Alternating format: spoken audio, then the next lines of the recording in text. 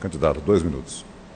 Bom, eu vou insistir nessa questão de ser um programa nacional, porque o candidato pega medidas tópicas e tenta colocar essa meta para o Brasil, e no Brasil o desafio é maior.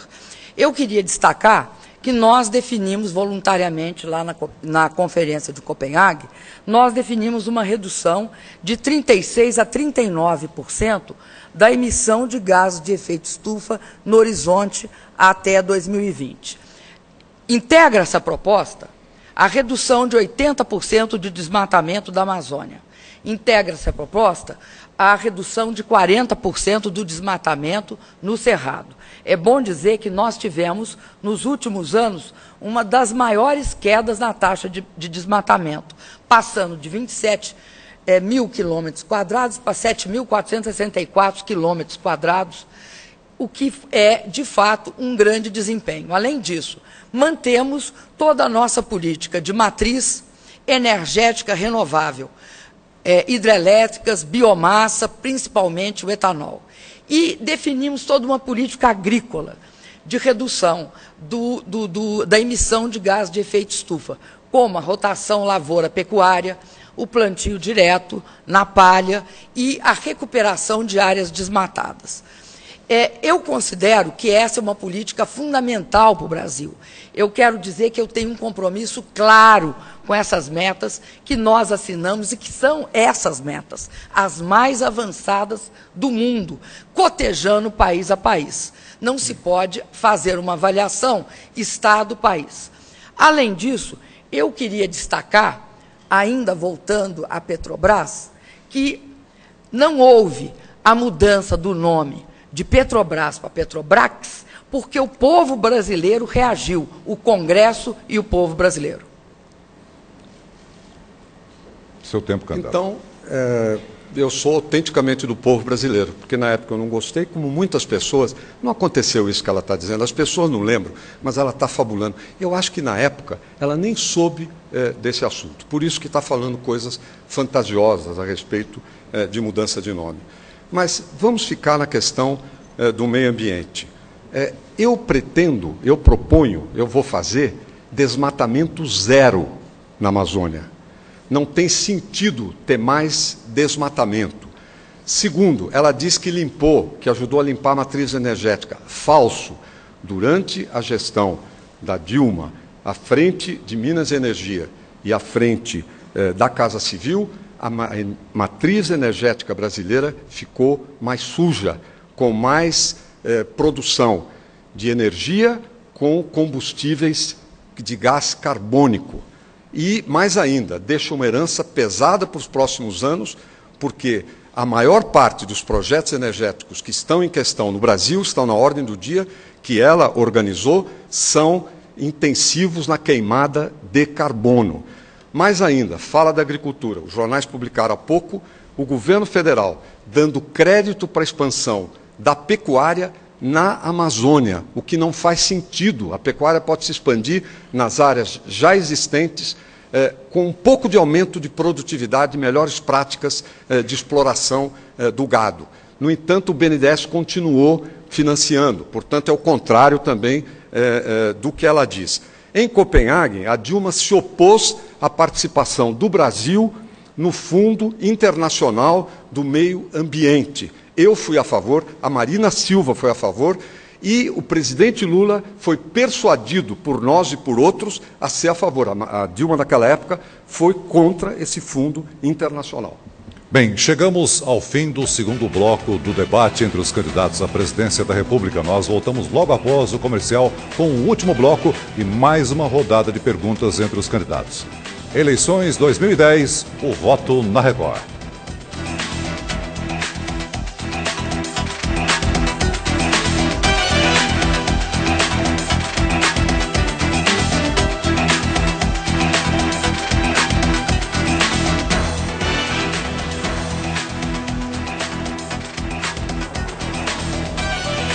Você está assistindo pela Rede Record ao debate entre os candidatos à presidência da República. O debate também está sendo transmitido pelo portal R7, pela Rádio Record AM de São Paulo e Rádio Sociedade AM da Bahia, com cobertura da Record News.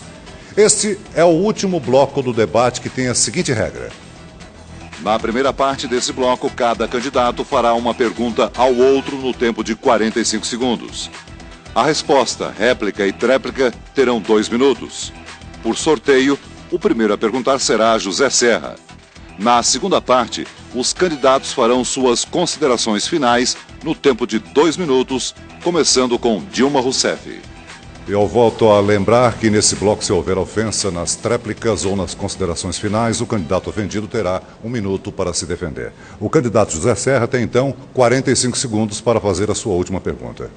Eu queria perguntar à candidata Dilma a respeito do MST. O MST, na minha opinião, é um movimento político que usa a reforma agrária como pretexto. Nada contra. Eu sou inteiramente a favor da liberdade de opinião e de ação política, sempre que não fira a liberdade dos outros. Mas o que, no caso, me preocupa é que o governo tem dado dinheiro para o MST, 165 milhões, para diversas pessoas ligadas ao MST. Isso foi levantado e é incontestado. A candidata Dilma, ora critica a posição do MST, as invasões, isto e aquilo, ora veste o boné. Ela disse, não visto o boné, outro momento vestiu o boné. Queria que ela comentasse a esse respeito. Candidato Serra, eu acho que um debate, ele pode ser bastante assertivo, mas é bom que a gente mantenha um certo nível e não acredito que seja excessivo, um pouco mais de uma humildade da sua parte, um pouco mais de elegância, até porque não só não se ganha debate com desdém, mas também não se governa com desdém. Eu acho que tem uma questão que a gente tem de ter muito cuidado. A autossuficiência e a soberba, elas não conduzem a bons resultados, nem em debate, nem dirigindo um país ou um governo. Eu queria dizer que nós somos a favor da reforma agrária no Brasil. E, aliás, fizemos o maior número de assentamentos de reforma agrária dos últimos anos. Sabemos que existe o movimento dos agricultores sem terra, o MST, e o MST tem a sua política e o governo federal sempre teve a dele. Nós não tratamos nenhum movimento social nem com cacetete, nem repressão. E jamais aceitaremos a repetição de eventos como aquele dramático que foi a morte de vários agricultores em Eldorado dos Carajás. Aliás, as invasões de terra do MST diminuíram no governo do presidente Lula e certamente diminuirão no nosso, porque a agenda de reforma agrária, assistência técnica, luz para todos, crédito agrícola, nós desenvolvemos. Então, eu tenho muita clareza. O MST é uma coisa, nós somos outras. Em vários momentos tivemos conflito, mas sempre estabelecemos diálogo. Candidato José Serra, 2 minutos. Eu me referi à questão do boné, porque a candidata Dilma, num determinado momento, disse à imprensa toda que jamais vestiria novamente o boné do MST. Isso é simbólico, não é bobagem. É simbólico. Vestir o boné, de alguma maneira, significa comemorar a organização que está sendo visitada. No entanto, dias depois ela ter afirmado, entre aspas, tudo, ela vestiu o boné. E aí fica nessa atitude ambivalente. Na verdade, inclusive, o atual governo não fez mais assentamentos do que o governo passado. Fez menos, ao contrário do que ela afirmou. Isso quem disse até foi o Plínio Sampaio, candidato do PSOL, especialista em reforma agrária. Ao mesmo tempo, as invasões durante o atual governo, do MST, aumentaram com relação ao governo passado, que teve umas 800 em média por ano, e neste governo o MST passou de 900. Só recuou na campanha eleitoral, porque o MST declarou apoio a Dilma. Então, como não querem prejudicá-la eleitoralmente, eles recuaram nas invasões. Mas hoje estão nos jornais dizendo que assim que passar a eleição vão retomar as invasões, que não são só invasões, são também destruições. Todo mundo lembra daqueles laranjais destruídos. Uma coisa é reforma agrária, Outra é usar a reforma agrária como pretexto para a violência e para quebrar a ordem jurídica. No Programa Nacional de Direitos Humanos 3, que a Dilma apresentou para o presidente Lula, ela previa coibir, limitar o papel da justiça, inclusive no caso das invasões. Em que sentido? Há invasão e a justiça não pode mandar desalojar, ela tem que discutir com os invasores. Isso estava no que a Dilma defendeu, assinou, era ministra da Casa Civil, depois disse que mudou de ideia, isso e aquilo, mas o importante é essa ideia viva. Candidata, a senhora tem 2 minutos para a tréplica. Você me obriga a fazer um comentário, Serra. Em matéria de quebrar proposta, você bate qualquer recorde. Você prometeu para o eleitor paulista, e mais do que prometer, registrou em cartório que não ia ser candidato se fosse eleito prefeito a nenhum cargo.